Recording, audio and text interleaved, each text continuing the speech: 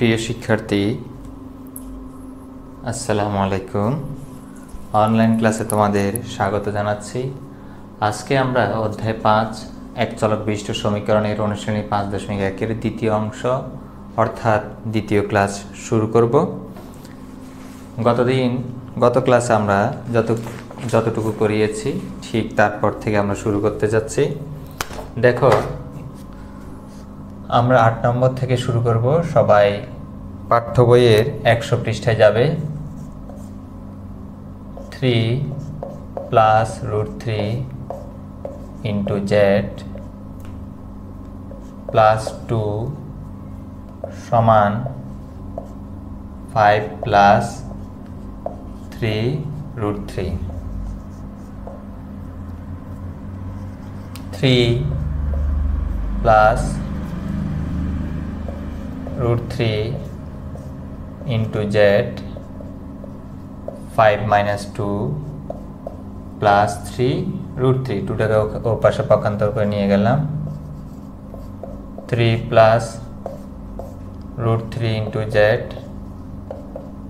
3 + 3 √3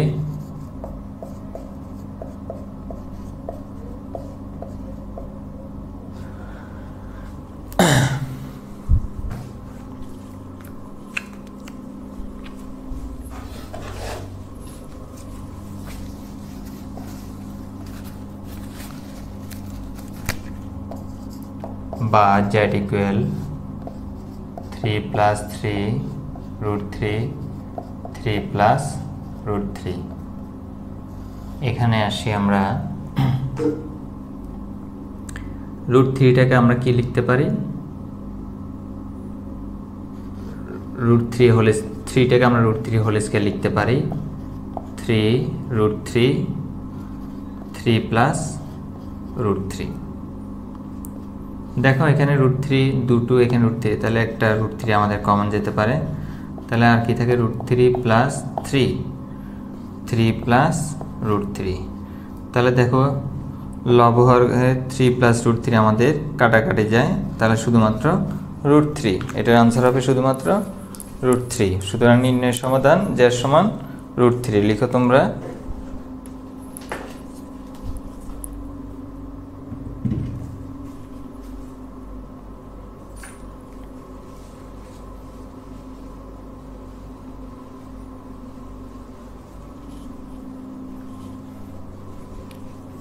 এবার আমরা সমাধান সেট নির্ণয়ের সমস্যা সমাধান করব।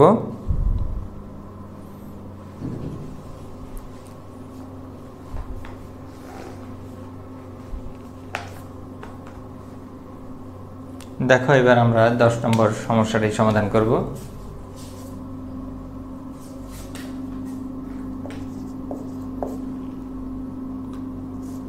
z - 2/z - 1 =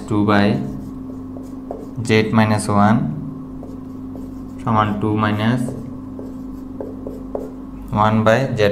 1। -1 2 - 1/z - 1। দেখো, -2কে আমি -1 লিখেছি ভেঙে, তাহলে z - 1/z - 1 -1/z - 1 2 - 1/z - 1। এটা কি হবে? z - 1/z - 1 সমান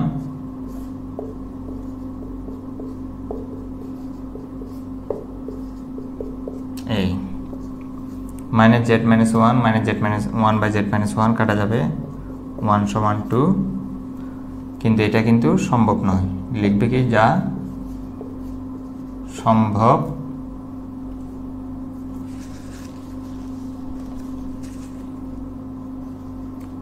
সম্ভব নয়। অর্থাৎ সমীকরণটির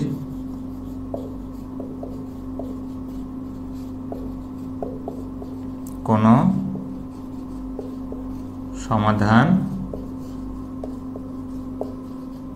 নেই। সুতরাং নির্ণেয় সমাধান সেট কি হবে? ফাঁকা সেট।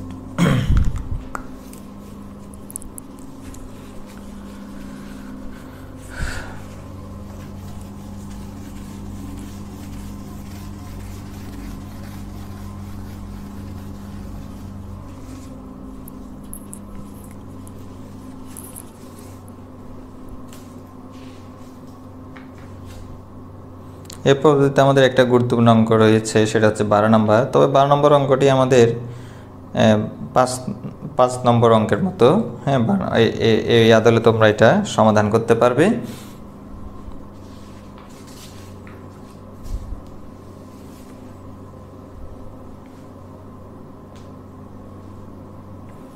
আমরা একটু এবার 13 নম্বর অঙ্কটাতে আসি। 10 নম্বর তুলে না তোমরা, আমি 13 নম্বর প্রশ্নটা তুলে নিচ্ছি। 1/x + 2 + 1/x + 5 = 1/x + 3 + 1/x + 4।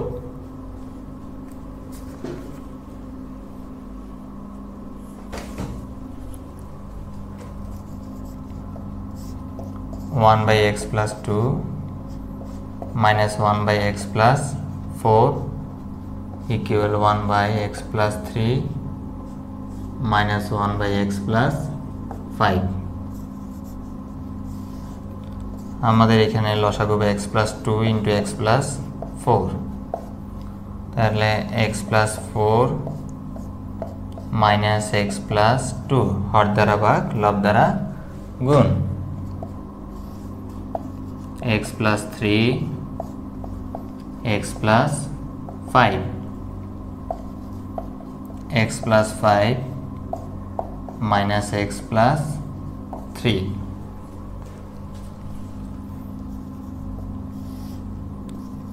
x + 4 - x - 2 x + 2 × x + 4,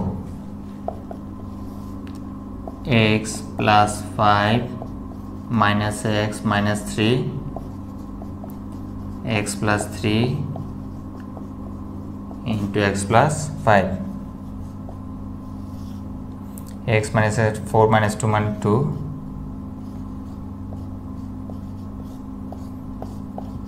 x + 4, 5 - 3 = x + 3 × x + 5।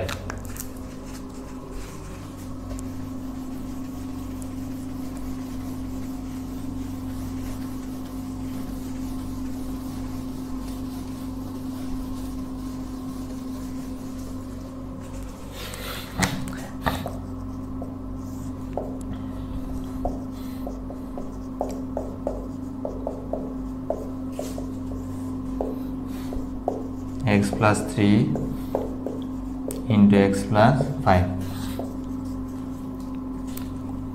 আর গুণ করে দিই আমরা x + 3 × x + 5, x + 2 × x + 4 গুণ করে আমরা ব্র্যাকেটটা তুলে দিই। x² + 5x + 3x + 15, x² + 4x + 2x + 8, 8x + 15, 6x + 8, 8x পক্ষান্ত করি -6x, 8 - 15, 2x - 7, x = -7/2। সুতরাং নির্ণেয় সমাধান সেট -7/2।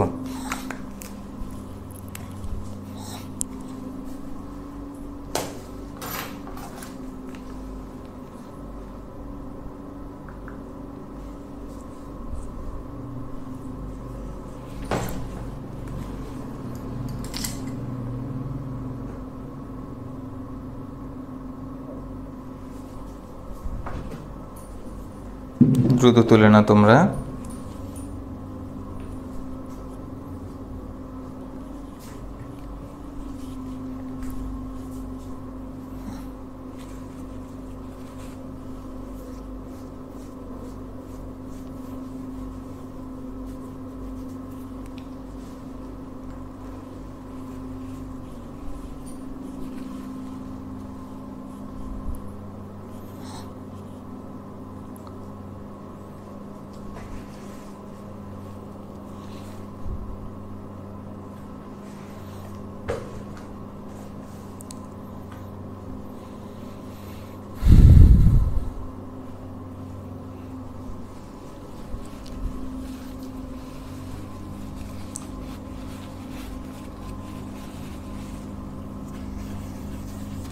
এবার আমরা এটা মুছে দিই।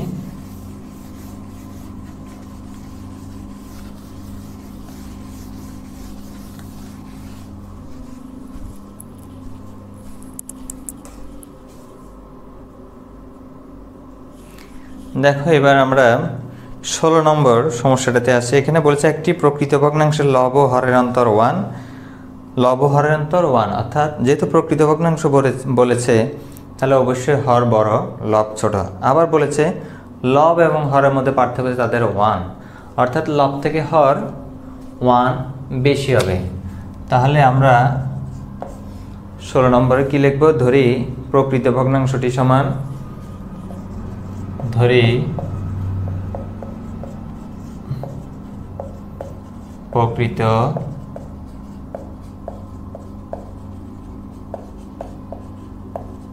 ভগ্নাংশটি সমান x/x+1।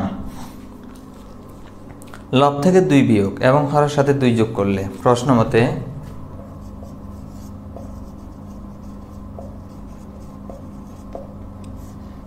লব থেকে 2 বিয়োগ এবং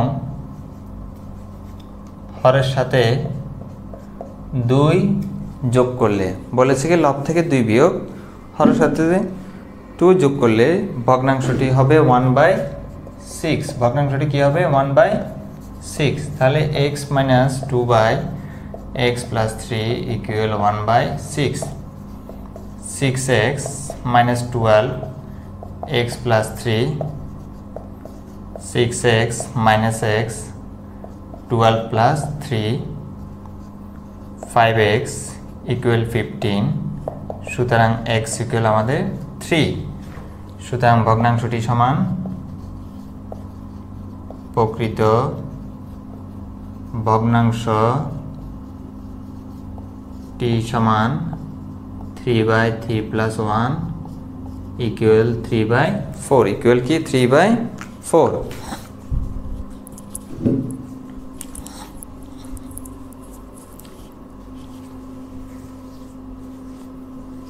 দ্রুত তুলে নাও তোমরা।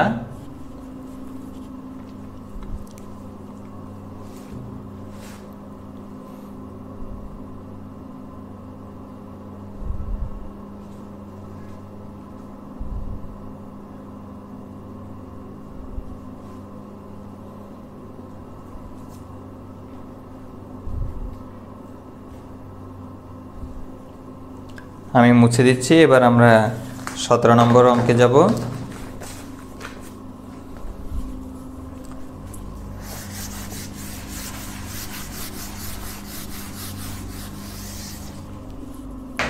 সতেরোতে কি বলেছে? 2 অঙ্ক বিশিষ্ট একটি সংখ্যার অঙ্কদের সমষ্টি হচ্ছে 9। 2 অঙ্ক বিশিষ্ট, আমাদের 2 অঙ্ক বিশিষ্ট সংখ্যা শুরু হয় কত থেকে? 10 থেকে শুরু হয় এবং কত পর্যন্ত? 99 পর্যন্ত। হ্যাঁ, অর্থাৎ আমাদের উত্তরটি হবে, এই সমস্যাটির সমাধান হবে 10 থেকে 99, অর্থাৎ 10 থেকে 99 এর মধ্যে যে কোনো একটি সংখ্যা আমরা পাবো। তাহলে আগে লিখবো আমরা, যেহেতু 2 অঙ্ক বিশিষ্ট সংখ্যা বলেছে, তাহলে একটি একক স্থানীয় অঙ্ক হবে, একটি দশক স্থানীয় অঙ্ক হবে। তবে এখানে একক স্থানীয় অঙ্ক বা দশক স্থানীয় অঙ্ক কত ধরবে প্রথমে সেটা কিন্তু নির্দিষ্ট করে কোনো শর্ত দেয় নাই। তুমি একক স্থানীয় অঙ্ক চাইলে আগে ধরতে পারবে, দশক স্থানীয় অঙ্ক চাইলেও আগে ধরতে পারবে।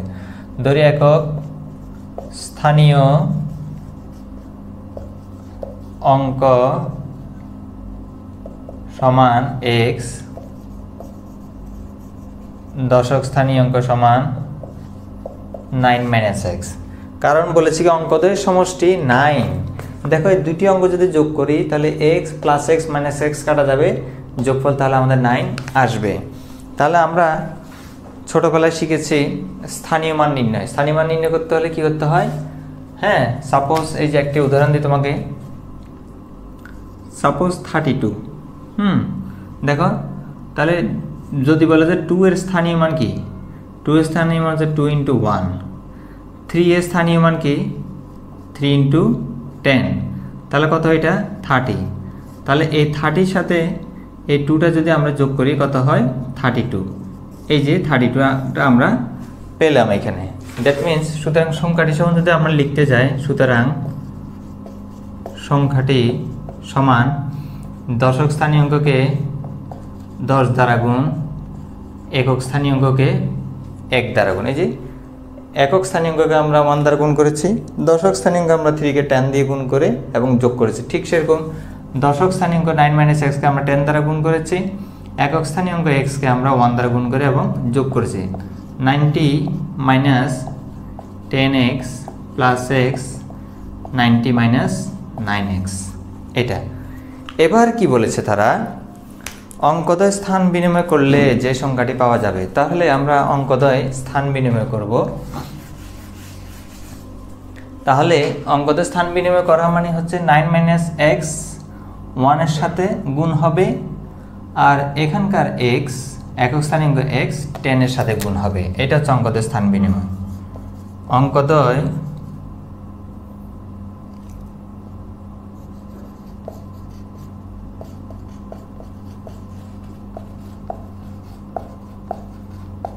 স্থান বিনিময় করলে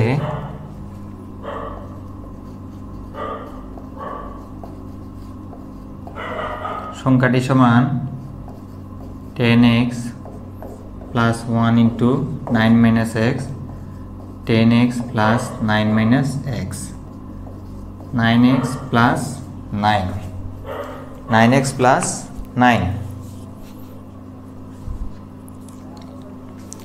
তাহলে বলেছে কি স্থান বিনিময় করলে যে সংখ্যাটি পাওয়া যায় তা প্রদত্ত সংখ্যা থেকে 45 কম। দ্যাট মিন্স এটা হচ্ছে আমাদের প্রদত্ত সংখ্যা, আর এটা হচ্ছে আমাদের স্থান বিনিময় এর পরের সংখ্যা। তাহলে এইটা বলছে 45 কম কার থেকে, 90 মাইনাস 9x থেকে। তার মানে 9x প্লাস 9 এর সাথে আমাদের 45 ঘাটতি রয়েছে, যেহেতু কম বলেছে। তার মানে এটার সাথে যদি আমরা ঘাটতিটা ফিল আপ করে দিই, অর্থাৎ 45টা 9x প্লাস 9 এর সাথে যদি আমরা 45 যোগ করে দিই, তাহলে প্রদত্ত সংখ্যা 90 মাইনাস 9x এর সমান হয়ে যাবে। তাহলে প্রশ্ন মতে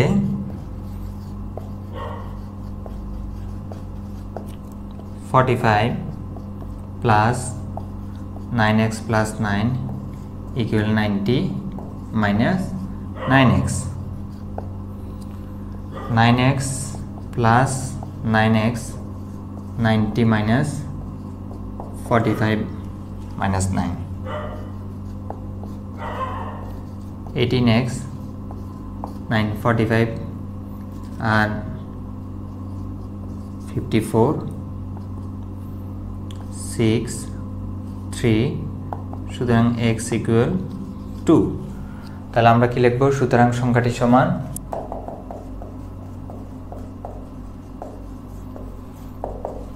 এখানের মানটি বসিয়ে দিব 90 মাইনাস 9, এক্স এর মান আমাদের 2, 90 মাইনাস 18 কত হয় 72। দেখো অঙ্কদ্বয়ের সমষ্টি বলছে 9, অর্থাৎ অঙ্কদ্বয় একটি হচ্ছে 2, একক স্থানাঙ্ক 2, দশক স্থানাঙ্ক 7, তাহলে দুটি যোগ করলে আমাদের 9 হয়। দ্রুত তুলে নাও তোমরা।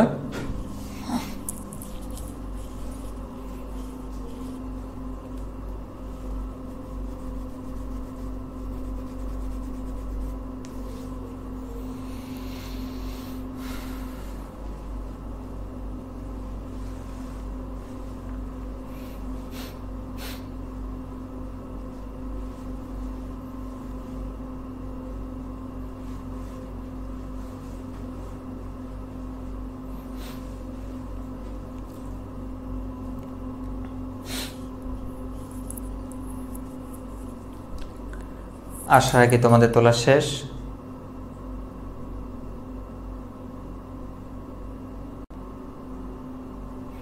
দেখো এবার আমরা 19 নম্বর অঙ্কটি করব। 19 নম্বর অঙ্কে প্রশ্নে কি বলেছে, একজন ক্ষুদ্র ব্যবসায়ী 5,600 টাকা বিনিয়োগ করে, অর্থাৎ 1 বছর পর কিছু টাকার উপর, অর্থাৎ 5,600 টাকা সম্পূর্ণ নয়, কিছু টাকার উপর নির্দিষ্ট করেও কিন্তু তারা বলে নাই, কিছু টাকা বলেছে, কিছু টাকার উপর 5% এবং অবশিষ্ট টাকার উপর 4% লাভ করলেন। মোট 256 টাকা লাভ হলে, অর্থাৎ মুনাফা, এখানে লাভটা হচ্ছে মুনাফা, আসলে তিনি কত টাকার উপর 5% লাভ করলেন। তাহলে আগে ধরি 5% হারে বিনিয়োগের পরিমাণ P1 সমান X টাকা ধরবো। আমরা ধরি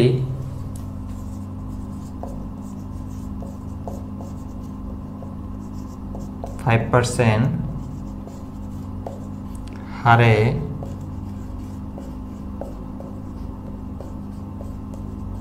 বিনিয়োগের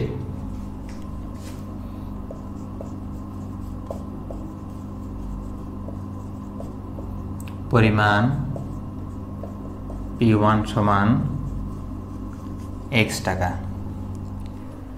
সময় n =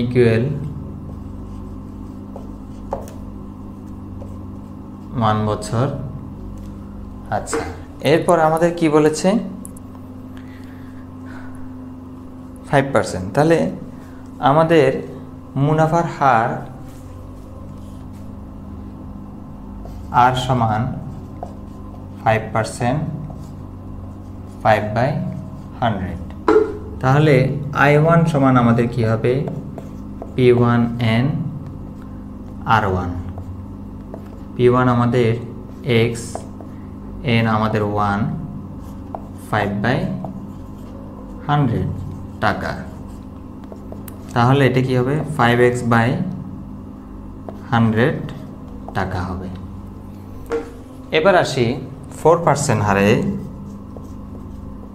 4% হারে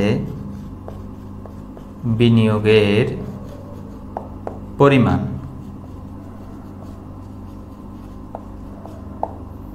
P2।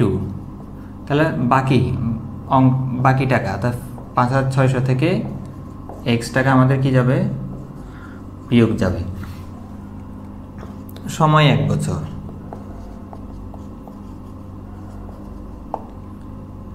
R2 সমান 4%, 4/100। তাহলে আমাদের I2 কি হবে,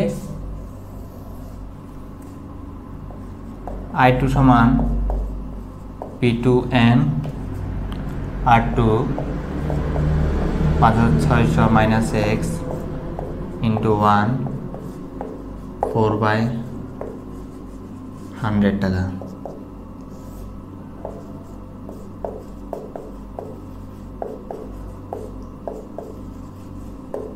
এত টাকা। তাহলে আমরা 2 ধরনের মুনাফা পাবো, 2 ধরনের আমরা লাভ পাবো। তাহলে এই 2 ধরনের মুনাফা যোগ করলে হবে 256 টাকা। তার মানে এটা হচ্ছে আমাদের মোট লাভ। তাহলে প্রশ্ন মতে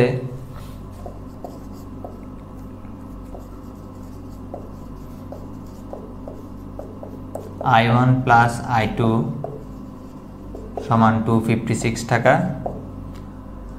I1 আমাদের 5x/100, 4 into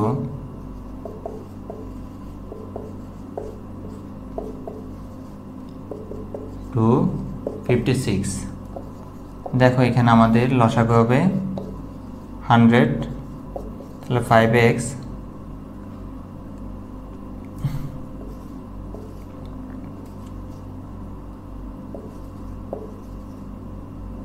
minus 4x 256।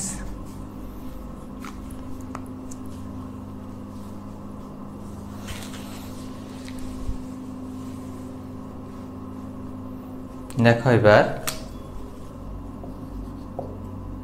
5x minus 4x equal হচ্ছে আমাদের শুধু x, 22,400, 25,600।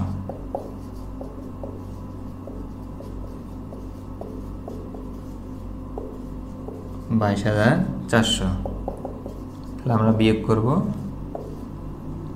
2 3200, 3,200 টাকা। অর্থাৎ এক্স 5% হারে আমাদের বিনিয়োগের পরিমাণ P1 সমান x টাকা ছিল, সে x এর মান পেয়েছি আমরা 3,200 টাকা। দ্যাট মিনস অর্থাৎ 5% হারে 3200 টাকা বিনিয়োগ করেছেন, 5% হারে 3200 টাকা বিনিয়োগ করেছেন। লিখবে সুতরাং 5% হারে 3,200 টাকা বিনিয়োগ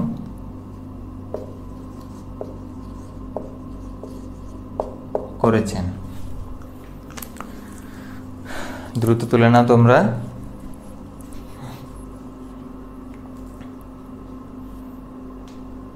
তোমাদেরকে তোলার জন্য একটু সময় দিচ্ছি আমি।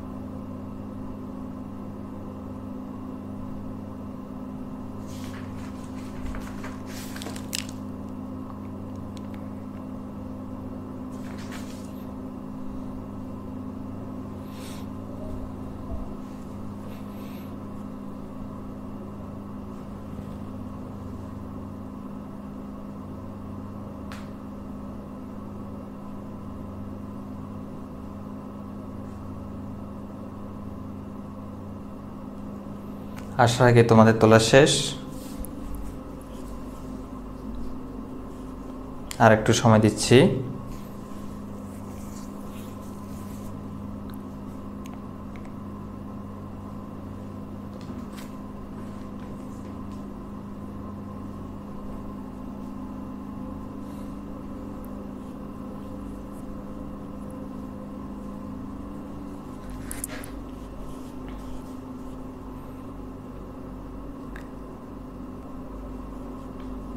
দেখো এবার আমরা 20 নম্বর সমস্যাটি সমাধান করব। একটি বালিকা বিদ্যালয়ের একটি শ্রেণীকক্ষে প্রতি বেঞ্চে 6 জন করে ছাত্রী বসলে 2টি বেঞ্চ খালি থাকে, কিন্তু প্রতি বেঞ্চে 5 জন করে ছাত্রী বসলে 6 জন করে ছাত্রীকে দাঁড়িয়ে থাকতে হয়। ওই শ্রেণীর বেঞ্চ সংখ্যা কয়টি? এখানে একটা বিষয় খেয়াল করবে, যখন 6 জন ছাত্রীকে দাঁড়িয়ে থাকতে হয় অর্থাৎ বসার জায়গা নেই, বেঞ্চ খালি নেই, সেক্ষেত্রে কিন্তু তোমাকে বাহির থেকে ওই 6 জন ছাত্রীর জন্য কোনো বেঞ্চ রাখা যাবে না, নতুন করে কোনো বেঞ্চ ওই শ্রেণীকক্ষে আনা যাবে না। এবার আসো, ওই শ্রেণীর বেঞ্চের সংখ্যা কয়টি? আগে আমরা লিখব, ধরি শ্রেণীর বেঞ্চের সংখ্যা xটি, ধরি বেঞ্চের সংখ্যা, ধরি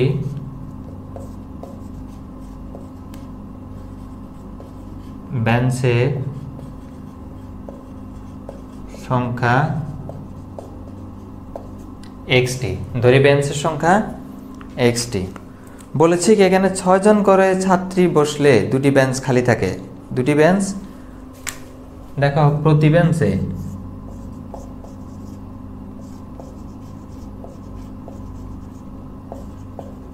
6 জন করে ছাত্রী বসালে 2টি বেঞ্চ খালি থাকে, অর্থাৎ এই 2টি বেঞ্চে কোনো শিক্ষার্থী বসে নাই। 2টি বেঞ্চ খালি থাকলে, 2টি বেঞ্চ খালি থাকলে ছাত্রী সংখ্যা সমান কি হবে? দেখো ছাত্রী সংখ্যা কিভাবে লিখব, দেখো আমাদের টোটাল বেঞ্চ xটি, 2টি বেঞ্চ খালি থাকে, আমি লিখতেছি ছাত্রী সংখ্যা, হ্যাঁ ব্যক্তিবাচক, 2টি বেঞ্চ বস্তুবাচক, এবং বেঞ্চের সংখ্যা x ধরেছি, এটাও বস্তুবাচক। তাহলে বস্তুবাচক থেকে বস্তুবাচক বাদ যাবে, বস্তুবাচক সাথে বস্তুবাচক যোগ হবে, ব্যক্তিবাচকের সাথে বস্তুবাচক যোগ হবে না, ব্যক্তিবাচক থেকে বস্তুবাচক বিয়োগ হবে না। তাহলে দুটি বেঞ্চ যেহেতু খালি থাকে, এই দুটি বেঞ্চে অর্থাৎ কোনো শিক্ষার্থী বসে নাই, কিন্তু আমরা বের করতেছি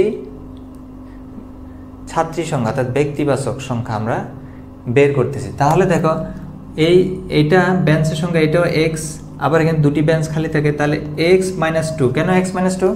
কারণ মোট বেঞ্চ এক্স এর মধ্যে ওই দুটি বেঞ্চে কোনো শিক্ষার্থী বসে নাই, সুতরাং ওই দুটি বেঞ্চের ক্ষেত্রে হিসাব থেকে বাদ যাবে, যেহেতু আমরা ছাত্রী সংখ্যা বের করতেছি। যেহেতু ওই দুটি বেঞ্চে কোনো ছাত্রী বসে নাই, তাহলে ওই দুটি বেঞ্চ হিসাবে আসবে না, যেহেতু ওই দুটি বেঞ্চে কোনো ছাত্রী নেই। তাহলে ওই দুটি বেঞ্চ বাদ দিলে যে কয়টা বেঞ্চ থাকে, ওই দুটি বেঞ্চ বাদ দিলে যে কয়টি বেঞ্চ থাকে, এবং সেই প্রত্যেকটি বেঞ্চে 6 জন করে বসে। তাহলে 6 জন করে বসলে ওই শ্রেণীর ছাত্রী সংখ্যা বের হয়ে যাবে। আচ্ছা, আবার 5 জন করে বসালে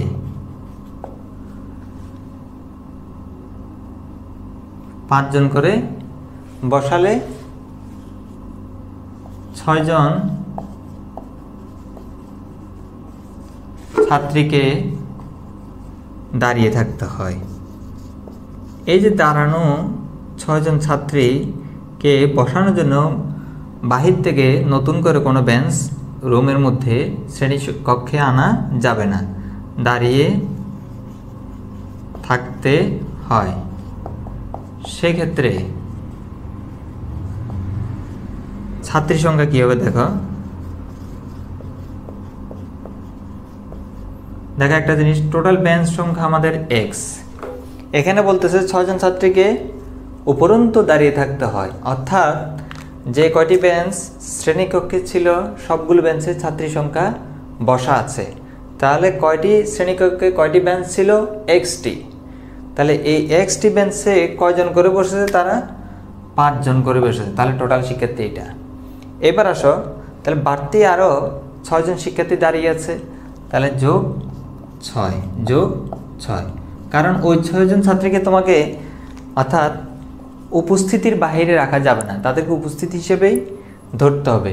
যদি অনুপস্থিত হিসেবে, তাহলে ওই 6 জন হিসাবে আসতো না, কারণ ওই 6 জন ছাত্রীও কিন্তু শ্রেণীকক্ষে রয়েছে তাহলে তারা কিন্তু শ্রেণীকক্ষের বাইরে যাবে না, তারা শ্রেণীকক্ষেই থাকবে।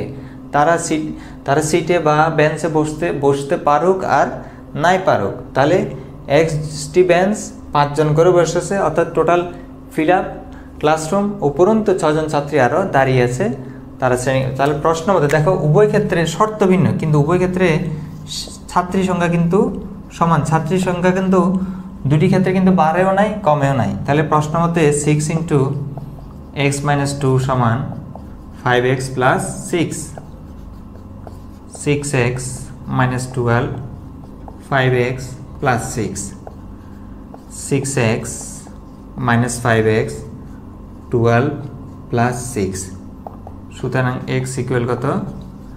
18। x = কত? 18। তাহলে ওই শ্রেণীতে বেঞ্চের সংখ্যা 18টি লেখো। সুতরাং ওই শ্রেণীতে বেঞ্চের সংখ্যা 18টি। তোমাদের জন্য আমি কিছু SW দিই।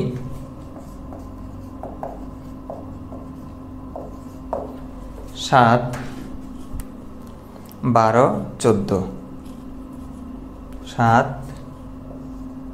11, 12, 14, এই 4টি সমস্যা তোমাদের জন্য বাড়ির কাজ হিসাবে দিলাম আজকে। তোমরা এখন বোর্ডের 20 নম্বর অঙ্কটি দ্রুত তুলে নাও। আজকে আমরা এই 20 নম্বর অঙ্কের মাধ্যমে আজকে ক্লাস শেষ করতে যাচ্ছি।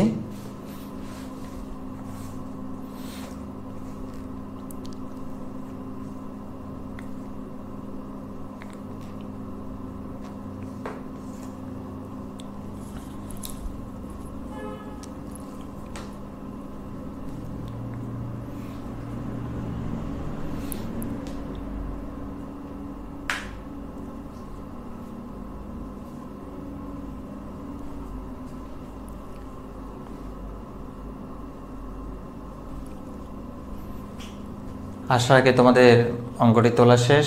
HW লিখে নাও 7, 11, 12 এবং 14 নম্বর। আজকের ক্লাসে এই পর্যন্ত। আল্লাহ হাফেজ। সবার সুস্বাস্থ্য কামনা করি। আসসালামু আলাইকুম।